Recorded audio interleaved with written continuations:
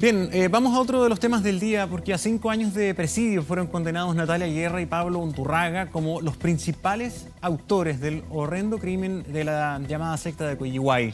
Un caso que conmocionó al país el año 2012, luego que el grupo liderado por Antares de la Luz, recuerdan ustedes, asesinara, en definitiva, hicieron un sacrificio, entre comillas, de un recién nacido en una ceremonia ritual. Queremos hablar del hecho, queremos hablar de cómo se llegó a esta sanción. Estamos con el inspector de la Brigada de Investigaciones Policiales Especiales de la PDI y también especialista en sectas, Jorge Naranjo. ¿Cómo estás, inspector? Gracias por venir. Buenas tardes, de nada.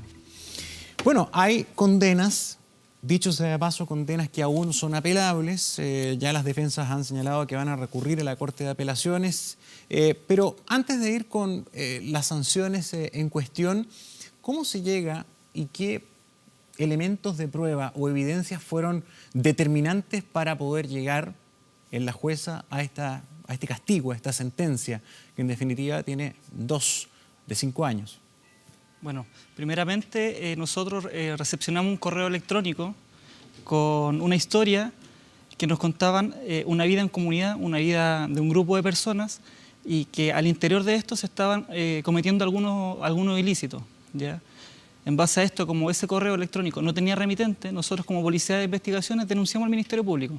Ya en primera instancia esto parte por una infracción a la ley 20.000, ya debido al consumo e ingreso de la droga llamada ayahuasca al país.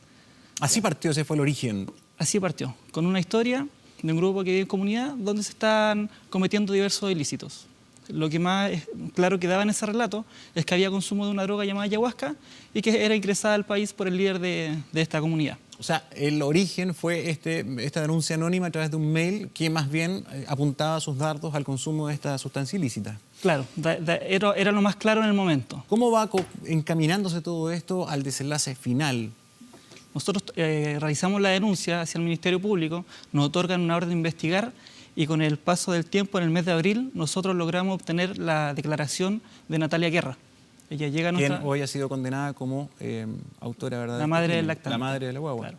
Entonces ella nos cuenta la historia de cómo ingresó a la comunidad, el tiempo que estuvo ahí, la relación que tenía con el líder, que era Ramón Castillo, conocido para ellos como Antares de la Luz, quien con el tiempo para ellos se fue transformando en un dios. Eso era Antares para la comunidad, era el dios. Él decidía todo lo que pasaba adentro.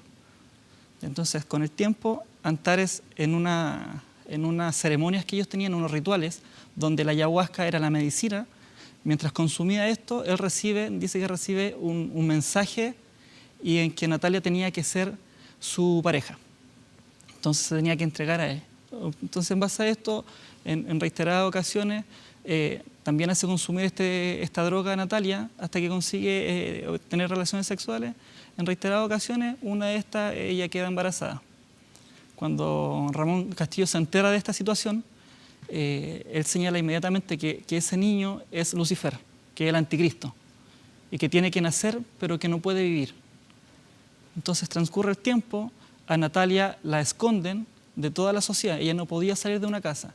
Cuando le empezó a crecer su panza, ella la trasladan a los Andes, en una casa que se arrendó, y para la familia de Natalia ella andaba en un viaje fuera del país y que solamente había comunicación mediante correo electrónico. Entonces, cuando ya llegamos al mes de noviembre del año 2012, Natalia comienza con los trabajos de parto, es asistida por la misma gente de la comunidad, quienes tratan de que ella tenga el bebé en el cerro, en Coyihuay, al interior de una casa de adobe. No lo logran y es derivada a la clínica Reñaca.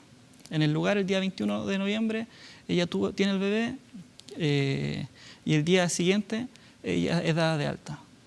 Cuando es dada de alta, la van a buscar, se la llevan a una casa que también tenían arrendada en Mantagua. Allá le dicen que se tiene que quedar tranquila y que ya saben lo que va a pasar con el bebé.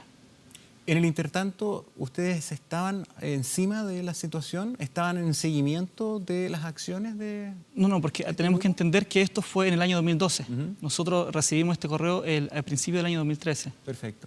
Todo esto es anterior. Todo esto es anterior. Ahora, independiente de todo el detalle de la historia en sí, que ya con todo el relato que tú nos estás entregando comenzarán a recordar de cómo sucedieron los hechos, hay un elemento que me parece súper interesante e importante del fallo que conocimos hoy de la jueza, porque se hablaba por parte de la defensa de los imputados que ellos actuaron bajo un delirio místico,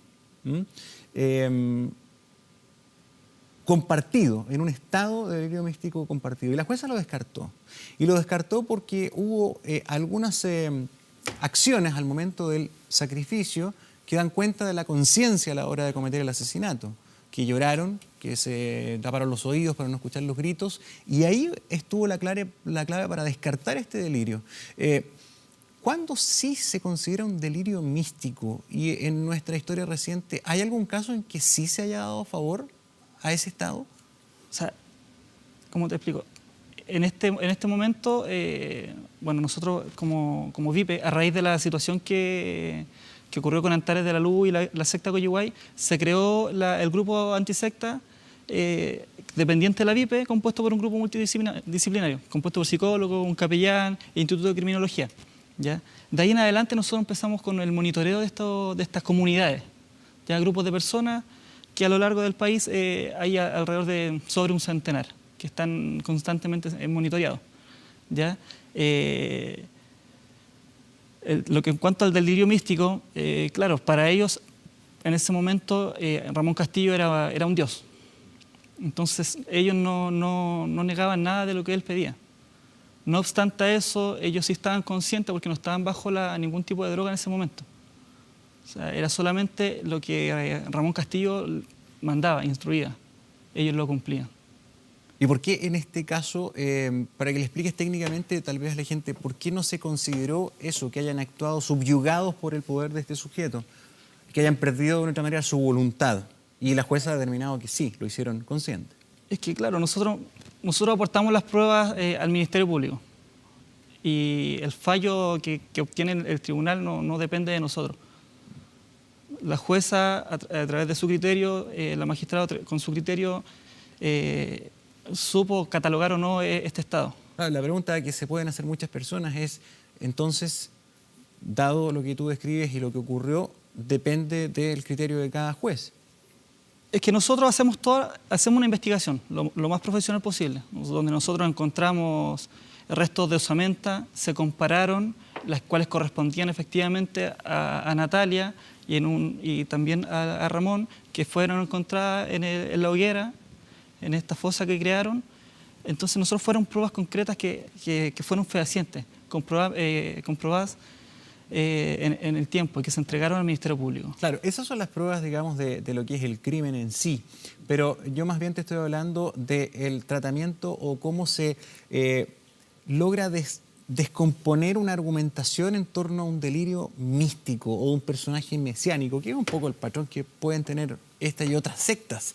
¿Qué elementos de prueba van ustedes como policías reuniendo para hacer una argumentación que permita que un juez, en definitiva, pueda acoger o descartar esa calidad de delirio mesiánico? Y claro, nosotros cuando investigamos un delito, no investigamos una secta, porque acá la libertad de culto es para todas las personas.